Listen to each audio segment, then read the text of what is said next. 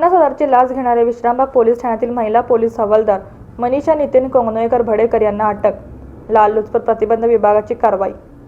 तक्रारदार यांच्या विरुद्ध गुन्हा दाखल न करण्यासाठी आणि चौकशीमध्ये मदत करण्यासाठी 50,000 रुपयाची लाच घेणाऱ्या विश्रामबाग पोलीस ठाण्यातील महिला पोलीस हवालदार मनीषा नितीन कोंगनोळकर भडेकर यांना रंगेत पकडला असून अटक करण्यात आली आहे.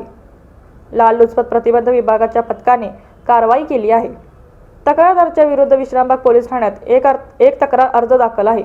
सदर तक्रार अर्जावरून यातील तक्रारदार यांच्या विरुद्ध विश्रामबाग पोलीस ठाण्यात फसवणुकीचा गुन्हा दाखल न करण्याकरिता आणि यातील तक्रारदार यांच्या विरुद्धच्या तक्रारी अर्जाच्या चौकशीमध्ये मदत करण्याकरिता विश्रामबाग पोलीस ठाण्यातील महिला पोलीस हवालदार मनीषा नितीन कोंगनोळकर भडेकर यांनी 50,000 रुपयांची मागणी केली होती.